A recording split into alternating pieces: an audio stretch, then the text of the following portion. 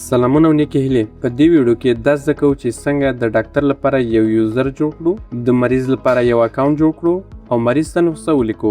په لومړي پړاو کې د ډاکټر لپاره یو اکونټ جوړوو. راځو هیلت سیستم پرانیزو، خپل ډیټابیس ته راځو او پټ نوم واردوو، سیستم ته لاګین کیږو. اوس راځو د ډاکټر لپاره یوزر جوړوو. د یوزر جوړولو لپاره اکونټ برخې ته راځو او دلته په نیو یوزر باندې کلیک کوو. دلته د ډاکټر نوم لیکو، ډاکټر عبدالبشیر صاحبزاده.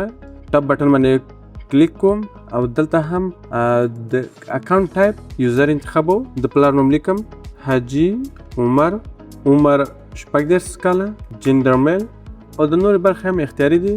تاسو کولی شئ چې د سره ډکې کړئ. راځو نیکس کوو. په دوم پړاو کې دلته د ډاکټر یوزر نیم لیکو. لیکم چې ډاکټر بشیر. په لومړي ځل باندې د یوزر پاسورډ هم همدغه یې. تاسو دلته لاندې وینئ چې لیکلي ډاکټر بشیر will be your first password. په لومړي وار باندې دا د یوزر پاسورډ هم ده. فیس ډاکټر څو افغاني فیس لري؟ لیکم 200 افغاني.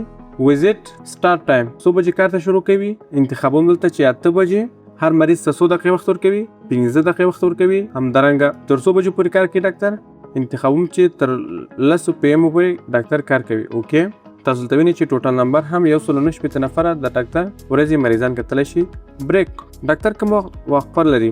دلته د وقفې ټایم ورته مشخص کوو. 100 بجې شروع کیږي، معمولا 12 بجې شروع کیږي PM. 100 دقیقې وقفه لري ډاکټر. 90 دقیقې دلته په منټ باندې تاسو وقفه ولیکئ. 90 دقیقې ډاکټر وقفه لري. که چیرې دومره وقفه هم لري، تاسو کولی شئ چې دومره وقفه هم دلته ولیکئ پکې. هغه نور سره راځو سپیشلیسټي. د ډاکټر تخصص لیکو، په البته دلته په انګلیسي ژبه لیکو لوکل سپیشلیسټي. دلته همدغه تخصص په دري ژبه کې لیکو. متخصص امراض داخله اطفال مو هم ولیکل. لوکل نیم کې د ډاکټر نوم په پښتو ژبه لیکو، ډاکټر عبدالبشیر صاحبزاده. ډیټیلز دلته هم کولی شو چې نور جزئیات د ډاکټر تخصص اړوند ولیکو. البته ډیټیلز کې په انګلیسي ژبه لیکو او لوکل ډیټیلز کې دلته همدغه معلومات په پښتو ژبه یا هم په دري ژبه لیکو. هغه نه وروسته بیا هم نیکس کوو. په دریم پړاو کې دلته موږ یوزر باندې پالیسي وضع کوو چې تاسو کوم کارونه وکولی شئ. راځو دلته وینئ تاسو ویو ډاشبورډ کې لیکلي چې ډاکټر کولی شي ویو ډاشبورډ وویني. ویو تریجر ډاکټر کولی شي چې زموږ خزانه وویني. په اکاونټ برخه کې لومړی ډاکټر کولی شي چې یو اکاونټ وویني، اضافه یې کړي، همدارنګه اپډیټ یې کړي او ډیلیټ. فارمسي برخه کې کومه اجازه نشته ډاکټر ته. همدارنګه د لابراتوار برخه کې هم کومه اجازه نشته، ورته موږ صلاحیت نه ورکوو.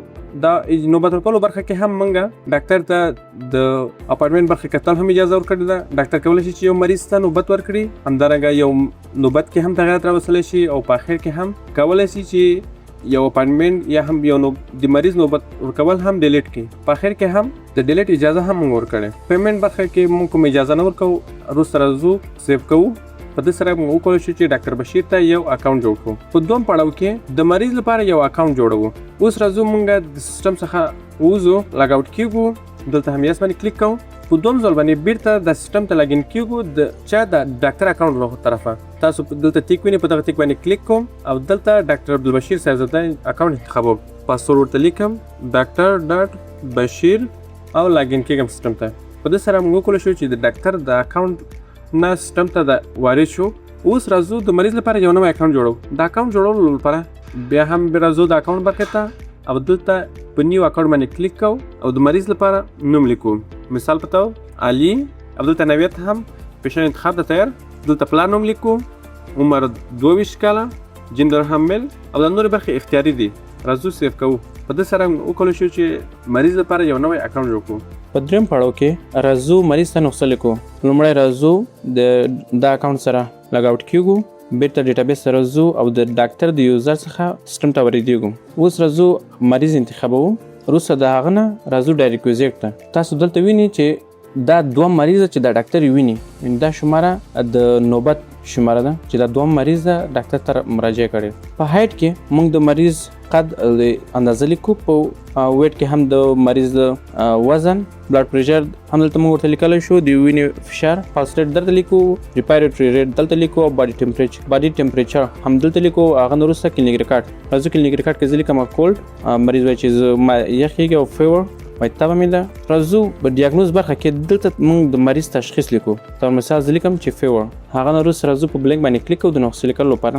اوس دلته د دوا نوم لیکم، تر مثال د ټابلیټ پیناډول، یوازې ټاب فاصله پې لیکم، د کیبورډ لارې د ټاب بټن باندې کلیک کوم، زموږ د دوا انتخاب شوله. اوس راځم ډوزیج هم 2 انتخابوم، فریکونسي 2 وخت هم انتخاب کړی، ورته ورځې 10 ورځې، یونټ هم 10 دانې شولې، او میل د مریض څخه وروسته، او روټ کې دلته د دوا د خوړلو طریقه ښیي، یعنی چې په کومه طریقه وخوري، پرورال یعنی د خولې طریقه، د سبلینګوال یعنی د ژبې لاندې کېدول شي دوا. راځو دوم قلم دوا لیکو، در مثال راځو انجکشن لیکو، انجکشن اموکسیسلین، ډوزیج هم یو انتخابوم، فریکونسي لیکم چې یوازې سهار طرف نه، ډیز هم 10 ورځو لپاره، یونټ یعنی 10 دانې پیچکاري، میل کې هم د مړی څخه وروسته مې وخت انتخاب کړی، کمنټ هم کولی شم کمنټ ورته ورکړم، او وروسته که چیرې وغواړو مریض ته د دوم ځل لپاره ملاقات وخت ورته انتخاب کړو. دلته تاسو وینئ چې 1W دی، یعنی یو هفته وروسته، 2 هفتې وروسته، یو میاشت وروسته، او یا هم خپله خوښه کاسټروم کې موږ وخت ورته انتخابوو. لیکم چې 10 ورځې. دلته هم د پرنټ آپشن فعاله ده او سیو هم. په دې سره موږ وکولی شو چې مریض ته نسخه پرنټ کړو.